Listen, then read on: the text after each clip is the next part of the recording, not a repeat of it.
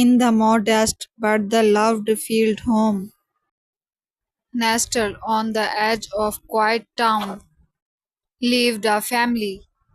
There was Abba Jan, a kind and quiet father, and Ammi, a devoted mother with silver in her hairs and strength in her prayers. With them lived their two sons, Hamza and Bilal, and their wives, Sarah and Aisha. Life moved commonly in their household, except for one tiny complaint that began to echo every night. As the clock struck 10 o'clock at night and the family retired to their rooms, Amy would begin her nightly routine. Clink clank, the swish sound of dishes began washed in the kitchen. It was her habit. She had always preferred to clean the kitchen before bed, but in the silence of the night, sound traveled down the halls. Aisha sighed, "How do we sleep with all this noise?" Sarah agreed, and then in the morning, her Fajr prayers wakes us up every single day, tired and frustrated.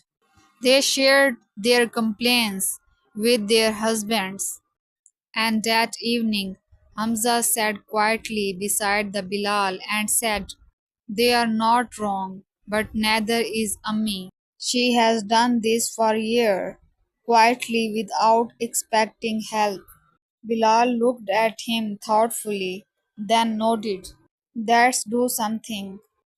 And that night, when Amy wanted to do the dishes, she found the sink empty and her two sons standing there, sleeves rolled up and drying the last plate.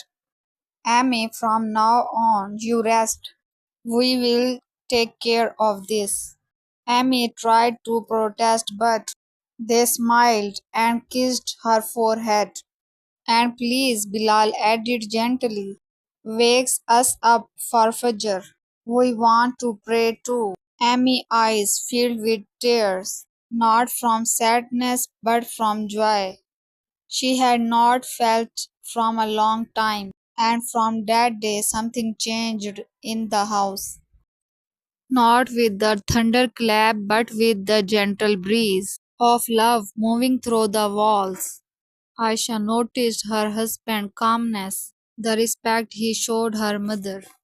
Sarah noticed how Bilal served his father water before sitting to eat. And one evening, when the sun dipped behind the rooftops, Aisha took off her earrings and walked to the kitchen and began washing the dishes before even Hamza returned from the work. Sarah joined her silently. No one asked, no one expected. It came from the heart, and the days turned into weeks, and the home that once echoed with complaints now sang with unity. Prayers were made together, and meals were shared with smiles. Love was shown, not through grand gesture, but through small act of kindness and understanding. And the one night when family sat under the old fan, sipping the chai, Hamza looked around and whispered to Bilal, "We thought our wives needed to respect our parents, but we forget we must lead by example."